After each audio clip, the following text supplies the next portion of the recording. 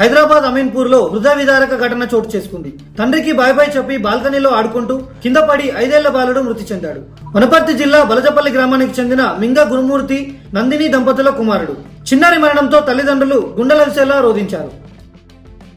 Telangana BJP నేత Mahabub Nagar MP DK అరుణ ఢిల్లీలో కేంద్ర హోంశాఖ మంత్రి అమిత్ షాతో భేటీ అయ్యారు. ఉమ్మడి మహబూబ్ నగర్ జిల్లాకు చెందిన బీఆర్ఎస్ మాజీ ఎమ్మెల్యేలను బీజేపీ గూటికి తేవడానికి ఆమె ప్రయత్నాలు చేస్తున్నట్లు సమాచారం.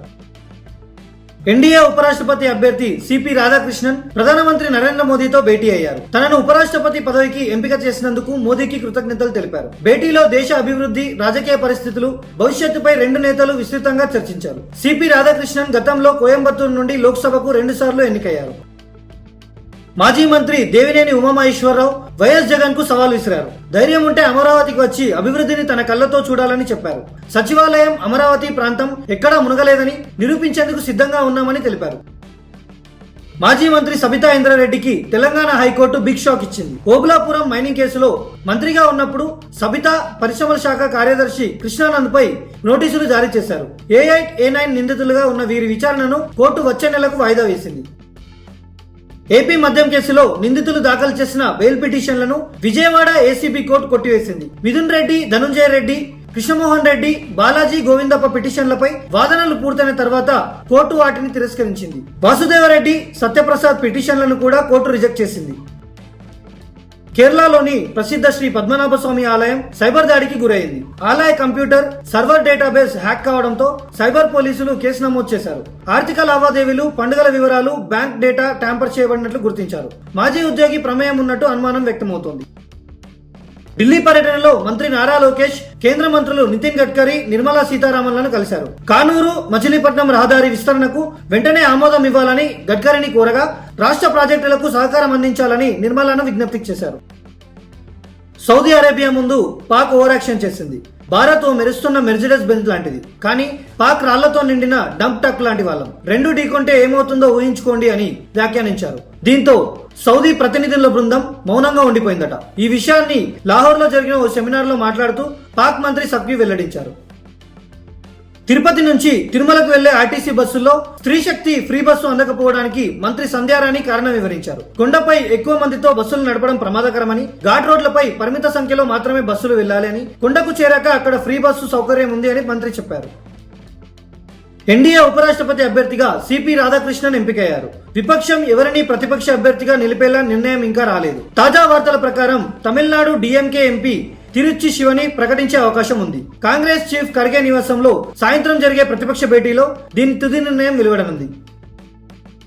బూర్గంపహాడ్ లో ఘోర హత్య కేసులో పోలీసులు 2 నిందితులను అరెస్ట్ చేశారు. మృతుడు కడియం సర్వేశ్వరరావు, 32 ఏళ్ల వయసు, మల్లెలమడుగు అశ్వాపురం మండలం నివాసి. నిందితులు కొండల సంతోష్, చర్లపల్లి శివలు సిమెంట్ డంబల్తో తలపై దాడి చేసి మృతికి కారణమయ్యారు. కేసు తల్లిదండ్రుల ఫిర్యాదుపై నమోదు చేయబడింది. పోలీసులు పూర్తి దర్యాప్తు చేపట్టారు.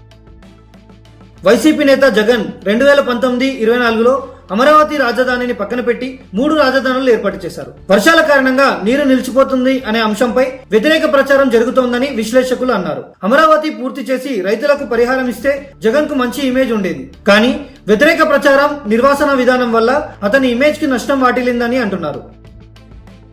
నారా లోకేష్ న్యూఢిల్లీలో కేంద్ర ఓడరేవులు, జల రవాణా మంత్రి సర్బానంద సోనోవాల్ ను కలిశారు. ఆంధ్రప్రదేశ్ లో పోర్టుల అభివృద్ధి, మారిటైమ్ ఇన్ఫ్రాస్ట్రక్చర్ ప్రాజెక్టుల కోసం కేంద్ర సహకారం కోరారు. దుగ్గిరాజపట్నం ఓడరేవు, నౌకా నిర్మాణ కేంద్రం, రామాయపట్నం, మచిలీపట్నం, కాకినాడ పోర్టుల అభివృద్ధికి లక్ష్యంగా పెట్టుబడులు, ఉద్యోగాలు, జలమార్గాలను అభివృద్ధి చేయాలని ప్రతిపాదించారు. ఒడిశా రాష్ట్రంలో భారీ బంగారు నిక్షేపాలు గుర్తింపు. జియోలాజికల్ సర్వే ప్రకారం 20 మెట్రిక్ టన్నుల నిల్వలు ఉన్నట్లు వెల్లడయ్యాయి. అంతర్జాతీయ దిగుమతులపై ఆధారపడే భారత్ కు ఇది ఊరట. ప్రభుత్వం త్వరలో వేలం నిర్వహించి తవ్వకాలకు చర్యలు చేపడుతుంది. బీసీలకు 42% రిజర్వేషన్లు ఇవ్వలేకపోవడంపై రేవంత్ రెడ్డి ఆందోళన వ్యక్తం చేశారు. కేసీఆర్ ఇచ్చిన పంచాయతీరాజ్ చట్టం ప్రకారం మొత్తం రిజర్వేషన్లు 50% లోపే ఉండాలన్నది సమస్యగా మారింది. కేంద్ర అంగీకారం లేకపోవడంతో సర్కార్ బీసీల హక్కు రిజర్వేషన్లను అమలు చేయలేకపోతుంది. ఢిల్లీలో నారా లోకేష్ వివిధ కేంద్ర మంత్రులతో భేటీలు జరిపారు. ముఖ్యంగా విదేశాంగ మంత్రి జయశంకర్ తో సమావేశం చోటు చేసుకుంది. అమెరికా, ఇతర దేశాల నుంచి ఏపీకి రావాల్సిన Google data centre, Mittal steel plant వంటి ప్రాజెక్టుల క్లియరెన్స్ కోసం చర్చించినట్లు సమాచారం. అలాగే లిక్కర్ స్కామ్ లో నిధుల విషయంలో వ్యూహాత్మకంగా సమాచారం సేకరిస్తున్నారని వర్గాలు చెబుతున్నాయి.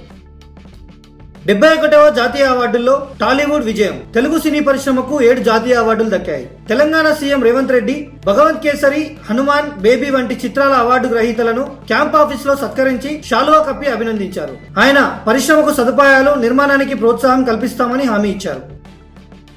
టీడీపీ జాతీయ అధ్యక్షుడు చంద్రబాబు నాయుడు పార్టీ నేతలకు జాగ్రత్తగా ఉండాలని సూచించారు. వైసీపీ అవాస్తవ ప్రచారంతో ప్రజల్లో భయం సృష్టిస్తున్నదని, నేతలు నేరుగా నిజాలు వివరించాలని అన్నారు. తొలి అడుగు కార్యక్రమంలో 1.24 కోట్ల కుటుంబాలకు ప్రత్యక్షంగా చేరిన విజయాన్ని అభినందించి పార్టీ కమిటీ నియామకాలు త్వరగా పూర్తి చేయాలని చంద్రబాబు సూచించారు.